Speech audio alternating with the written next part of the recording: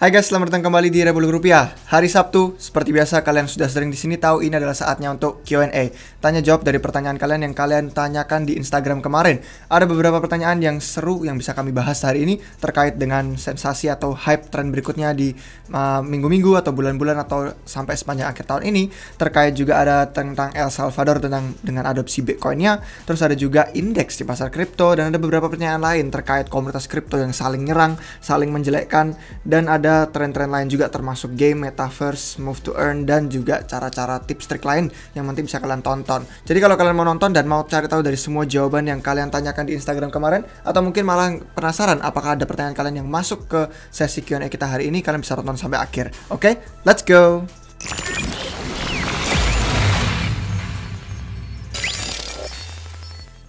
Sponsor kita hari ini adalah dari Matrixport. Kami ingin berterima kasih kepada mereka dan nanti di bagian pertengahan ini akan ada tutorial untuk kalian yang ingin belajar tentang caranya menggunakan Matrixport di HP, gimana caranya deposit dan gimana caranya menggunakan aplikasi serta fitur-fitur di sini agar kalian bisa menerima penghasilan pasif dari aset kripto. Oke, kalau kita masuk ke pertanyaan yang pertama, ini pertanyaan dari Nero Pavelson. Dia tanya, Astar dan Moonbeam, the next hype of layers 1? Jadi dia tanya apakah ini akan jadi tren berikutnya tentang sensasi dari layer 1 atau platform smart contract. Jadi kan kita udah lihat ya, ada Ethereum yang utama dan ada kompetitor lain seperti Solana, Terra, Phantom, Avalanche, dan kawan-kawannya. Nah, kalau kita melihat sebenarnya ada yang unik dari beberapa ekosistem ini. Dari ekosistem yang khusus untuk platform smart contract itu khususnya biasanya mereka memang saling bertarung satu sama lain sebagai layer 1. Nah, Astar dan Moonbeam kebetulan kan masuknya di ekosistem Polkadot, dan Polkadot sendiri itu relay chain-nya adalah layer 0. Mereka mengklaim diri mereka seperti itu, yang mana mereka menggabungkan banyak sekali blockchain yang berbeda untuk bisa saling komunikasi, saling transfer data dan aset, dan ini semua bakal kalian pahami lebih dalam kalau kalian sudah nonton video-video Polkadot yang sudah kami buat di channel RR. Nah, jadi kalau kita ngomongin ya, memang untuk yang sudah lama di RR pasti tahu bahwa kami tidak malu untuk bilang bahwa kami bullish dengan ekosistem Polkadot. Karena sebenarnya 3 ekosistem terbesar yang kami perhatikan saat ini adalah Ethereum itu sendiri, beserta ekosistem dari layer 2-nya, yang Rollups, Optimistic maupun ZK. Terus ada ekosistem yang Cosmos bersama dengan semua platform yang terhubung dengan IBC dan interchain yang akan datang nanti. Terus ada Polkadot bersama dengan semua para chains yang akan terhubung nanti. Jadi ini adalah 3 ekosistem utama yang besar yang menghubungkan banyak sekali jaringan yang sebenarnya sangat kami pantau. Jadi kalau kalian sudah sering nonton video kami juga nggak kaget bahwa kami tidak malu untuk bilang kami bullish Polkadot. Nah, tapi Polkadot itu sendiri adalah sebuah relay chain yang menjadi, bisa dibilang dia adalah pusatnya untuk keamanan, karena itu mengandalkan keamanan yang sama bagi para chains yang ada di atasnya. Di sini disebutin Astar Network dan Moonbeam. Ada lagi yang semacam seperti Akala dan banyak nama lain yang kalau kalian sudah ngikutin Crowdloan udah pasti tahu. Jadi kalau misalkan kita ngomongin apakah ini akan menjadi hype dari layer 1 yang berikutnya, kami justru bilang kalau ini merupakan salah satu ekosistem utama, dan bagi Polkadot untuk bisa menunjukkan taringnya, bisa menjadi sebuah ekosistem yang unggul, mereka butuh para chains yang bagus. Dan para chains yang pertama 3 itu kayak Akala, Astar, dan Moonbeam itu merupakan 3 para chains yang bisa dibilang memiliki potensi terbesar terkait dari dukungan dananya, fundamentalnya, timnya, tokenomics, dan banyak hal lain yang terkait. Jadi kalau dibilang apakah ini akan menjadi tren hype yang berikutnya yang kemudian akan menjadi layer 1, kami bisa bilang kami cukup bullish dengan proyek-proyek yang bagus seperti ini. Karena ini menunjukkan taringnya Polkadot sebagai ekosistem multi-chain yang bisa memberikan payung keamanan bersama kepada para chains yang ada di atas-atasnya. Jadi khususnya untuk yang Moonbeam sendiri sebenarnya kami juga aktif yang namanya melakukan yield farming, melakukan DeFi, kami menghasilkan penghasilan pasif dari platform-platform di sana. Dan sebenarnya kalau kalian nonton video kami yang beberapa minggu lalu, entah mungkin minggu lalu atau 2 minggu sebelumnya, itu kalian bisa lihat ada cara untuk kita bisa cuan dari para chains yang ada di Polkadot yang sudah hidup. Di Moonbeam bisa, bahkan Akala sudah mulai meluncurkan fitur-fitur baru, dan di Astar pun juga bisa, kalian sudah mulai staking dan menghasilkan penghasilan pasif di sana. Oke, untuk pertanyaan kedua ini pertanyaan dari Nizam Patama. Dia bertanya soal El Salvador. Kenapa El Salvador memakai Gunung Merapi? Bitcoin kan teknologi. Jadi ya sebenarnya kalau kita ngomongin, kita flashback sedikit untuk Bitcoin sendiri. Bitcoin itu menggunakan yang namanya mekanisme konsensus proof of work, yang mana ini diperlukan untuk mereka bisa memvalidasi transaksi dan mencapai kesepakatan. Itulah kenapa namanya konsensus, kesepakatan untuk transaksi mana yang sah, yang valid, yang akan diikuti oleh para partisipan blockchainnya. Nah, Bitcoin ini membutuhkan energi tentunya. Membutuhkan energi, salah satunya adalah energi listrik.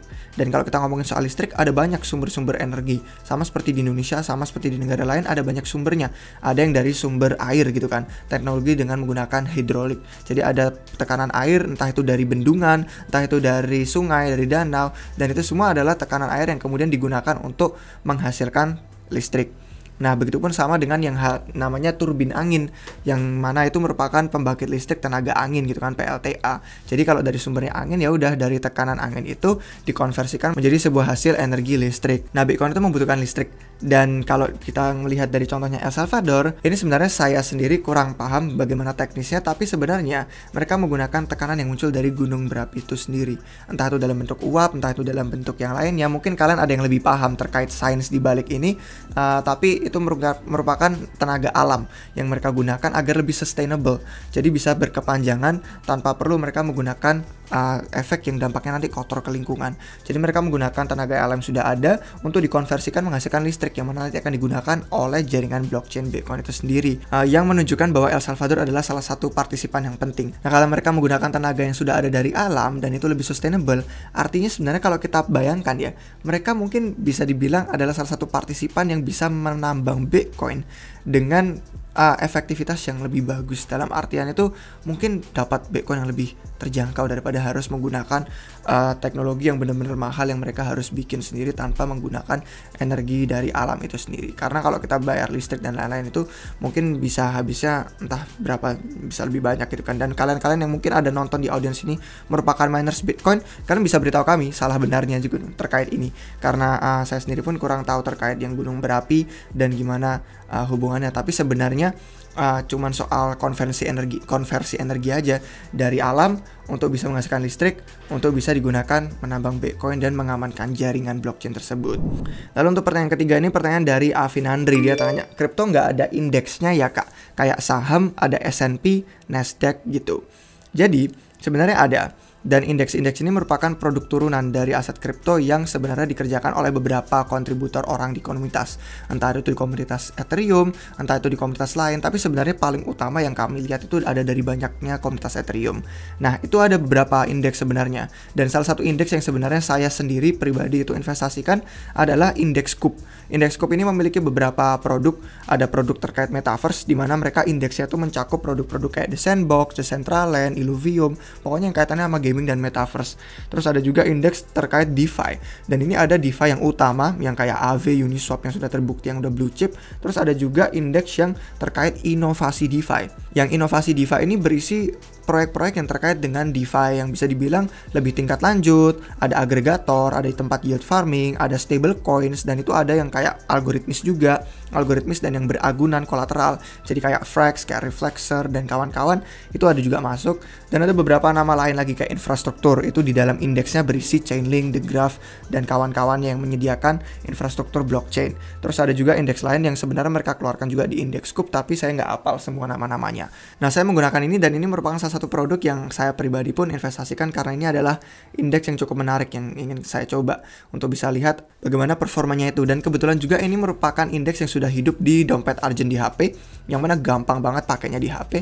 Terus itu merupakan jaringan layer 2 Zcash, yang mana itu lebih murah banget untuk menggunakan transaksi. Jadi biaya gas itu nggak ada yang bener-bener bikin tekor kayak kalau kita pakai jaringan Ethereum.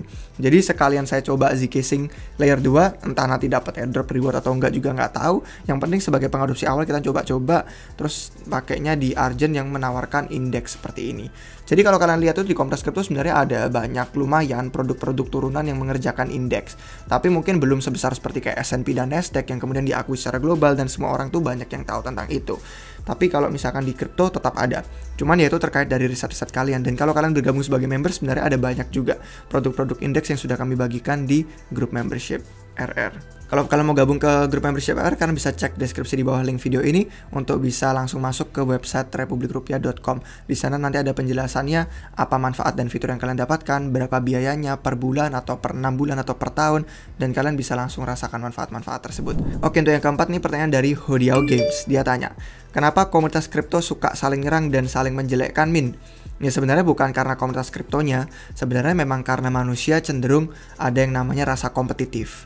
Manusia tuh cenderung rasanya ada kalau melihat ada yang lebih baik, ada yang mengancam mereka, atau mungkin mengancam produk yang tempat investasi mereka. Itu wajar kok untuk manusia merasa cenderung kayak protektif, terus akhirnya jadi pengen bisa membela diri sendiri, akhirnya dengan pembelaan dirinya itu malah berakibat dia tuh lebih toksik atau lebih menyerang, lebih menjelek-jelekan. Akibatnya jadi seperti bisa dibilang maksimalis, pikirannya jadi tertutup, jadi kurang terbuka, ada yang punya pendapat berbeda akhirnya ditentang, dan itu sebenarnya ya cuman karena manusia aja secara umum, bukan di komunitas kripto. Kalau di luar komunitas kripto pun kan juga banyak ya, ada yang namanya orang punya pendapat berbeda, punya preferensi berbeda, terus akhirnya karena mereka merasa nggak setuju, mereka sering nyerang, atau mereka menjelekkan, atau bahkan kalau mereka merasa terancam akhirnya berusaha membela diri.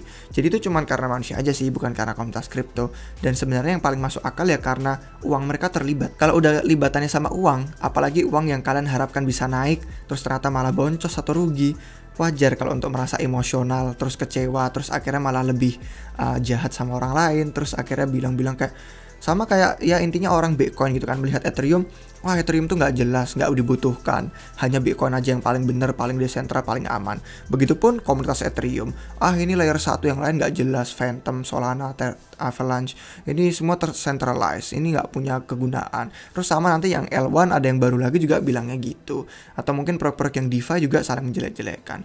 Itu cukup wajar sih kecenderungan manusia. Jadi ya saran kami sebagai seorang investor, kita harus memiliki pikiran terbuka, jangan hanya menutup mata kita pada aset-aset tertentu yang kemudian kalau kita melihat aset yang lain langsung kita menutup mata, langsung kita menjelek-jelekkan itu. Boleh kita merasa hati-hati, kita merasa was-was, waduh ini proyeknya kok ada beberapa hal yang patut dicurigai, kenapa kok ini kayak gitu, kenapa ini kayak gini. Itu bagus karena akhirnya kita sebagai investor tuh berhati-hati, tapi bukan berarti kita harus langsung menentang kayak ini proyek nggak jelas, ini scam, ini rug pull, ini nggak jelas, terus sampai akhirnya kita menjelek-jelekkan, terus sampai akhirnya kita ya namanya juga proyek, ada builders di baliknya, ada orang yang membangun itu, dan akhirnya kita memberikan dampak pada orang-orang yang meluangkan waktu mereka untuk membangun itu. Akhirnya karena kita mungkin kurang riset, kita kurang tahu dengan penghakiman yang kita kasihin, karena kita ngejudge, akhirnya malah dampaknya negatif. Padahal kita kan di kripto sama-sama saling membangun visi yang sama. Kita mencari privasi, mencari desentralisasi, kebebasan secara aset yang kita miliki, kebebasan finansial, semua itu mungkin visinya berbeda-beda bagi orang, tapi kita semua menuju hal yang sama. Jadi sebaiknya kita sebenarnya lebih baik itu kolaboratif daripada kita saling menyerang, saling menjelek-jelekan. Tapi itu pun karena kecenderungan manusia ya, bukan karena komunitas kripto aja. Di luar pun ada banyak yang kayak gitu. Oke, pertanyaan yang kelima ini pertanyaan dari Kakak Liha. Dia tanya, Bang, gimana sih konsep move to earn dan platform apa aja? Kalau bisa buatkan pembahasan video khusus. Sebenarnya udah kami pernah bikin video, ya bukan khusus untuk move to earn aja sih. Sebenarnya videonya tuh barengan sama tren-tren yang lain. Tapi kalau kalian lihat di YouTube kami sudah buat video tentang tren-tren yang sedang kami perhatikan itu sedang naik daun dan mungkin akan memiliki adopsi yang cukup menarik dalam beberapa waktu mendatang. Kalian bisa tonton video itu dan ada salah satunya tren move to earn yang kami sebutkan di sana. Dan ada beberapa proyek yang kami sebutkan juga terkait move to earn itu apa dan gimana hubungannya dengan aset kripto dan gimana caranya kalian bisa partisipasi. Jadi kalian bisa silakan feel free untuk tonton video itu untuk tahunya lebih lanjut. Nah, sebelum kita masuk ke pertanyaan yang ke-6 sama yang ke-7 untuk dua pertanyaan terakhir, kita ada tutorial Matrixport di sini. Terima kasih untuk mereka yang mensponsori video kita untuk hari ini. Jadi hari ini kita akan bahas soal bagaimana kita bisa depositin aset dan kemudian menggunakan aset tersebut untuk kemudian menghasilkan penghasilan pasif dari aset kripto. Baik guys, jadi cara yang paling mudah itu pertama kita lihat dari subscription kita channel YouTube Republik Rupiah. Kalau kalian pergi ke channel YouTube yang kami paling terbaru atau mungkin bahkan semua yang udah cukup belum lama ini kita munculkan, kita post di YouTube, itu ada di bagian link deskripsi yang bisa kalian lihat. Di bagian link deskripsi itu ada deskripsi kami, kemudian di bawahnya langsung ada tulisan daftar Matrixport sekarang. Terus kalian tinggal klik link itu untuk kalian mendaftarkan diri. Setelah kalian lihat halaman yang muncul ini, kemudian kalian bisa langsung ke bawah. Kalau mau daftar nomor telepon bisa, mau pakai alamat email juga bisa. Kalau misalkan itu lebih gampang untuk kalian masukkan alamat email, kalian set passwordnya, terus nanti kalian dapatkan kode untuk konfirmasi di alamat email tersebut yang kalian gunakan. Dan ini yang di bawah 3BCNKZ ini adalah link referral dari Republik Rupiah itu sendiri. Terus kalau sudah langsung nanti kalian sign up.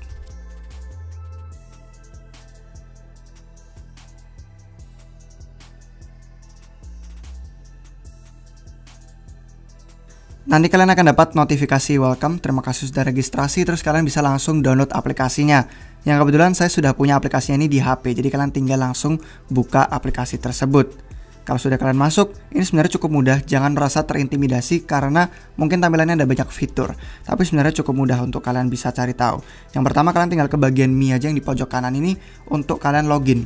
Setelah kalian login, kalian tinggal pilih aja nanti di bagian situ, mau lewat nomor telepon, mau lewat alamat email, dan kalau sudah kalian masukkan password yang sesuai, lalu nanti akan mungkin ada beberapa instruksi untuk verifikasi dan konfirmasi bahwa itu memang email dan alamat akun yang kalian gunakan.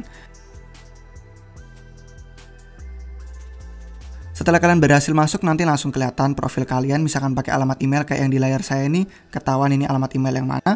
Terus kalau kita ingin langsung menggunakan aplikasi ini untuk menghasilkan pendapatan pasif, misalkan kita bisa langsung setorkan aset ke dalam aplikasi Metricsport. Dan ini cukup mudah, karena sebenarnya ada banyak fitur, tapi salah satu yang termudah adalah dengan mendepositkan aset yang memang sudah kita miliki.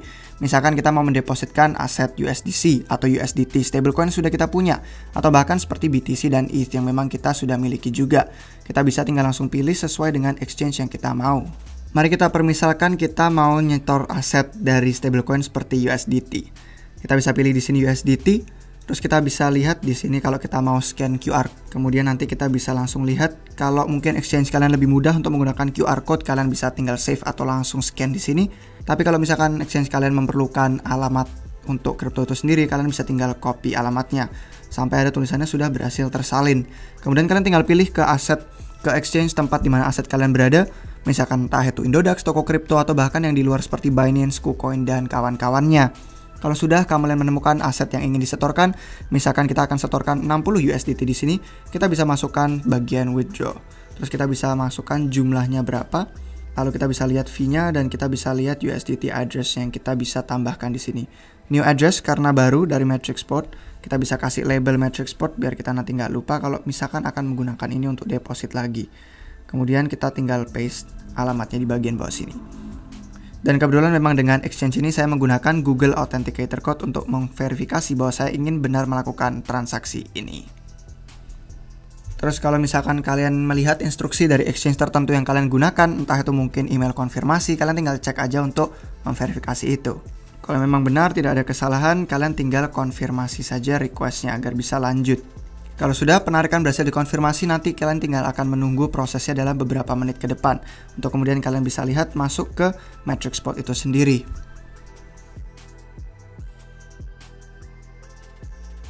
Jadi sambil menunggu kalian bisa melihat kalau ini bagian yang pro. Terus kalau kalian pencet ini ada yang bagian light-nya juga. Khususnya kalau untuk yang pengguna baru biasanya memang ada beberapa batasan fitur yang tersedia. Nah untuk pengguna baru banget yang terutama menggunakan link dari referral kami juga tadi, kalian bisa melihat di bagian halaman utama sini bahwa kalian bisa mendapatkan beberapa fitur gratis yang bisa kalian langsung mulai sebagai pengguna baru. Untuk tahu fiturnya seperti apa, kalian bisa redeem ini untuk free trial yang benar-benar kalian tidak diminta biaya apapun karena memang nol. Terus kalian bisa untuk belajar deposit juga langsung di situ. Yang mana pilihannya seperti yang tadi kami tunjukkan itu untuk USDT yang mana cukup mudah. Misalkan kalian mau redeem kalian bisa, terus kalian mau mencoba semua fitur-fitur baru yang gratis juga sebagai pengguna baru juga kalian bisa. Contohnya di sini kita bisa redeem yang namanya fixed income coupon untuk tenor selama 2 hari di mana kalian memperkirakan dapat interest untuk 14,17% dari USDC ini, yang mana dari jumlah saldo 1288 USDC kalian akan menghasilkan 1 USDC. Ini hanya untuk menunjukkan fitur yang barunya seperti apa, dan kalian bisa mendapatkan ini hanya dalam waktu 2 hari tersebut. Jadi kalian bisa kasih notifikasi kalau mau, kalau tidak setidaknya kalian tahu begini cara kerja salah satu fitur fixed income coupon. Lalu kalau kalian lihat setelah kalian meredeem itu, kalian bisa melihat adanya juga fitur untuk 30% APY bagi pengguna baru, yang mana bisa kalian langsung lihat di sini continue. Contohnya USDT ada sampai APY 30%, begitupun dengan USDC, BTC, Doge, dan banyak sekali aset lain yang bisa sesuai dengan yang kalian sudah miliki.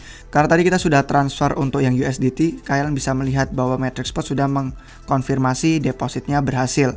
51 USDT sudah masuk dan kalian bisa langsung coba aja untuk yang APY 30% kalau kalian penasaran dan mau.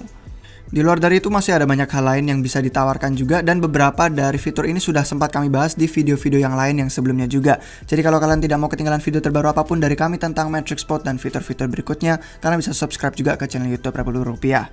Tapi untuk informasi yang lebih lanjut dan lebih jelas, memang lebih baik kalian langsung melihat websitenya Metricsport dan kalian langsung explore sendiri di aplikasi ini. Ada fitur apa saja, ada model-model penghasilan pasif apa aja yang bisa kalian dapatkan juga dari aset kripto kalian. Biar kalian meskipun mungkin merasa agak kecewa karena pasarnya lagi turun atau bagaimanapun, aset kripto kalian tetap bisa bekerja dan nguli untuk menghasilkan kalian duit tanpa mempedulikan gerakan pasarnya seperti apa. Untuk yang ingin menengok kembali untuk saldo kalian, kemudian ada isi walletnya berapa, itu kalian bisa langsung cek di bagian sini. Untuk aset-aset tertentu dan jumlahnya, kalau mau beli lebih lanjut untuk dengan menggunakan kartu kredit bisa, kalian mau menukarkan aset tersebut juga bisa, dan untuk melihat histori ada di bagian yang paling kanan juga.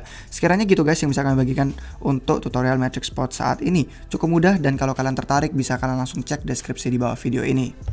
Oke, jadi sekian untuk tutorial Matrix Spot untuk hari ini. Kalau kalian ada yang tertarik, silahkan cek link di deskripsi di bawah ini untuk kalian bisa langsung download dan sign up dengan aplikasi Matrix Spot di HP kalian. Tinggal gunakan link referral RR yang sudah kami bagikan di sana. Untuk pertanyaan ke-6 ini pertanyaan dari Dustin Fan. Dia bertanya, apakah 2022 tahunnya GameFi? Kira-kira RR ada rekomen untuk proyek startup GameFi yang bagus? Sebenarnya kalau kita ngomongin untuk tahun 2022 dan ngomongin soal GameFi, game itu yang bagus, yang bener-bener grafiknya ciamik, terus kayak aplikasi dan sistem ekonominya tuh bagus, karena kan GameFi, game finance, ada sisi finance-nya untuk kita bisa menghasilkan pendapatan, bisa jual beli, bisa transaksi dan lain-lain. Itu butuh waktu bertahun-tahun. Dan ini bukan yang namanya dalam hitungan bulan pun kita bisa melihat yang bagus. Kalau yang dimaksud 2022 tahunnya GameFi dalam artian cuman kayak tren atau hype atau spekulasi, kayak tahun lalu ada soal metaverse terus sampai aset kriptonya bener-bener naik gila-gilaan, ya itu nggak ada yang pernah tahu. Kalau memang ternyata komunitasnya meledak, tiba-tiba ada tren, tiba-tiba ada spekulasi-spekulasi gila, ya itu bisa aja, tapi nggak ada yang tahu. Cuman kalau yang dimaksud tahunnya GameFi dalam artian punya game yang bagus dengan sistem ekonomi dan finance yang lancar, itu masih butuh waktu bertahun-tahun. Dan kami pun sendiri percaya ini merupakan hal yang akan terjadi dalam jangka panjangnya, tapi bukan berarti kami merasa tidak optimis karena kami tidak berpikir tahun 2022, bukan, tapi karena kami tahu bahkan game yang tradisional pun tuh butuh bertahun-tahun untuk menciptakan skrip, alur cerita, narasi, game, fitur-fiturnya seperti apa, sampai bener-bener grafiknya bagus, permainannya asik, orang-orang itu pengen banget main gamenya, dan itu akhirnya menimbulkan adopsi yang besar. Nah itu butuh waktu bertahun-tahun, dan itulah kenapa, karena kami percaya ini akan sukses dalam jangka panjangnya. Kami pun di sini ikut berpartisipasi untuk membangun dominasi metaverse dengan yang namanya Chainlords Guild, yang mana kalau kalian sudah sering nonton di RR pasti tahu Chainlords itu apa, yang merupakan salah satu proyek yang kami pun turut berkontribusi sebagai partisipan tim intinya dari Guild Chainlords itu sendiri, yang adalah sebuah DAO, itu adalah guild gaming, berinvestasi ke aset-aset virtual dan metaverse, di mana tempat-tempat para scholarship atau bisa dibilang gamers itu bisa bermain, meminjamkan aset atau pinjam aset dari guild untuk menghasilkan uang, dan begitupun juga si guildnya ini karena memegang aset-aset tersebut bisa merasakan sendiri penghasilan dari games-games dan para gamer yang bermain dengan profesional tersebut. Jadi kalau kalian tertarik lebih lanjut tentang Chainlords pun ada di deskripsi di bawah, link untuk server Discord kami, untuk website dan YouTube semuanya ada juga untuk Chainlords. Untuk yang tertarik berpartisipasi dan mungkin pengen coba juga membangun dominasi metaverse bersama kami. Oke, untuk pertanyaan yang terakhir ini pertanyaan dari Farel Ramadan. Dia bertanya, Min, saya pengen beli hodl aja nih di Cold Wallet. Apakah bisa dipantau lewat web atau aplikasi? Bisa. Tapi ini pun karena kami menggunakan Ledger ya. Jadi kan Cold Wallet itu ada beberapa macam, ada beberapa opsi. Nah, ada Ledger, ada Trezor, ada SafePol, ada banyak banget nama-nama yang lain. Nah, untuk yang kami pakai itu Ledger. Kami sebenarnya belum pernah coba pakai Trezor atau pakai yang lain, SafePol dan kawan-kawannya. Kami udah pernahnya cuma pakai Ledger. Nah, di Ledger itu sendiri ada yang namanya aplikasi Ledger Live. Itu adalah aplikasi di mana kalian bisa memantau dashboard. Aset kalian ada apa, kalian pengen transfer apa dan lain-lain. Tetap aksesnya kalian harus memiliki dan menggunakan Cold Walletnya itu sendiri yang fisik. Kalau kalian megang itu baru kalian bisa melakukan transaksi di sana. Tapi kalau nggak bisa pun kalian tetap cuma bisa pantau aja, misalkan kalian ngelihat asetnya nasibnya gimana, itu bisa kalian lihat. Dan itu ada dashboard, ada bagian-bagian lain untuk setting, untuk manajemen akun, untuk portofolio. Jadi bisa kalau hanya untuk memantau lewat web atau aplikasi. Aplikasinya pun di Ledger Live itu ada aplikasi untuk laptop, apa desktop gitu kan, komputer, ada juga aplikasi yang di HP. Jadi ada dua pilihan untuk Ledger Live. Dan itu bisa kalian ya udah silakan hold aset kalian di Cold Wallet, kalian tinggal pantau di aplikasi tersebut. Tapi kalau mau menggunakan, mau transaksi, mau jual beli, mau kirim, harus punya fisiknya. Jadi seperti itu sih kiranya untuk yang Cold Wallet. Sekiranya itu guys untuk 7 pertanyaan yang bisa kami bahas hari ini, termasuk dengan video dari tutorial Matrix Spot tadi.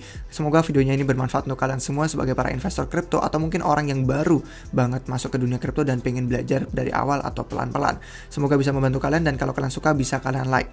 Jangan lupa juga subscribe ke channel YouTube Revolt Rupiah biar kalian gak ketinggalan video terbaru apapun dari kami. Terima kasih guys untuk yang sudah nonton sampai akhir. Sampai jumpa kalian semua lagi di video yang berikutnya. Cheers!